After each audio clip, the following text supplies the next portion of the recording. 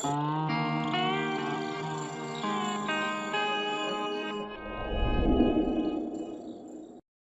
kasih Pak Kepala, Bapak sekalian. Assalamualaikum warahmatullahi wabarakatuh. Selamat pagi, selamat siang, salam sehat, salam sejahtera bagi kita semua.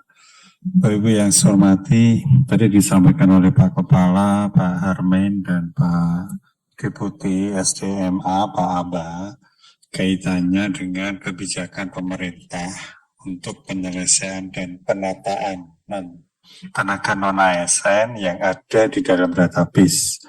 Jadi sekali lagi kami garis bawahi, prioritas pertama kita saat ini adalah mereka yang ada di dalam database. Tadi disampaikan juga beberapa siapa saja itu yang bisa melamar di tahap kedua. Jadi tahap pertama itu sebetulnya sudah selesai. Hanya karena ada beberapa yang belum bisa melamar, tadi Pak Hermes sebutkan juga, kita buka ruang untuk melamar tahap kedua. Sebetulnya posisinya sama, hanya karena yang tahap pertama tadi menurut datanya Pak Deputi masih sisa, dan itu komitmen pemerintah untuk diangkat, maka dibukalah tahap kedua. Jadi ini prinsip dasarnya dulu. Jadi kalau mereka yang tadi pertanyaan bagaimana dengan sisa yang belum kurang dari 2 tahun, ya kalau dia memang di luar database nanti kebijaksanaannya.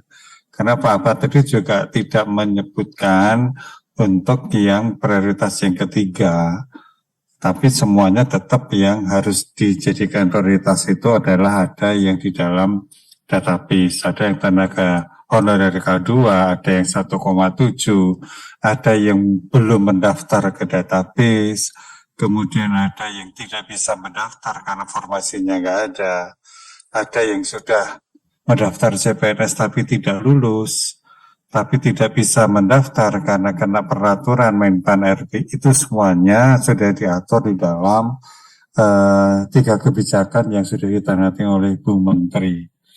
Yang saya ingin ulang sebentar, yang pertama kaitannya dengan mereka yang pasca tenaga non-ASN, sekali lagi mereka yang setelah ini tidak bisa mendaftar karena informasinya tidak ada dan sebagainya, sudah dibuka ruang.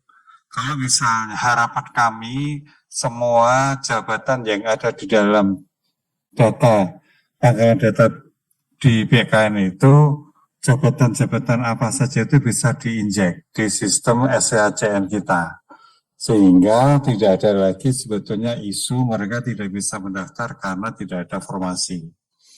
Namun demikian, andai kata memang terpaksanya tidak ada, sudah disediakan 4 formasi tampungan.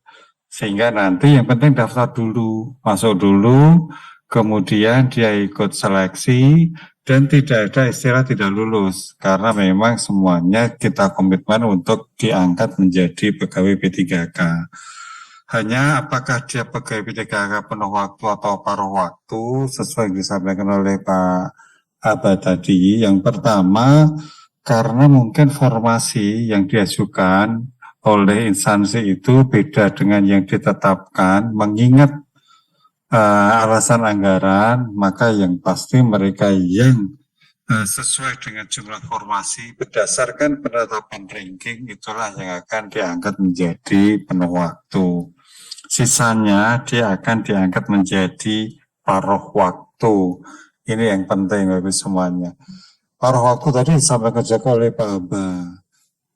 Khususnya mereka yang selama ini jadi isu nasional, sudah ikut seleksi CPNS, tetapi dia dinyatakan tidak lulus. Tidak lulus itu karena dia sudah ikut SKD, tidak lulus, atau SKD lulus tetapi SKB-nya tidak lulus, sehingga tidak bisa diangkat, maka yang bersangkutan itu tidak wajib ikut seleksi tahap kedua. Nanti hanya diangkat menjadi tenaga honorer paruh waktu.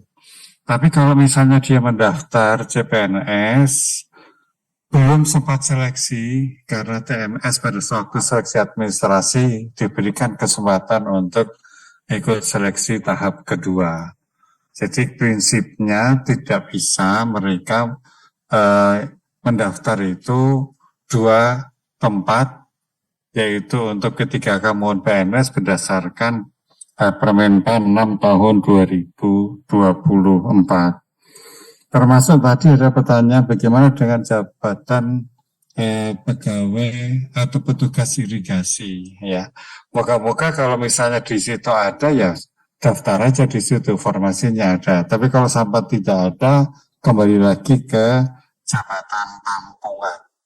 Sehingga tampungan ini harapannya bisa mengakomodir semuanya yang ada di dalam database BKN dan tidak ada alasan lagi tidak bisa mendaftar karena tidak ada formasi. Tapi yang saya hormati, kaitannya dengan nanti secara teknis dari Kalimantan, dari Kota Waringin Barat, ada beberapa yang tadi salah milih formasi. Nah, mekanisme nanti Pak Deputi yang akan menyampaikan, termasuk yang dia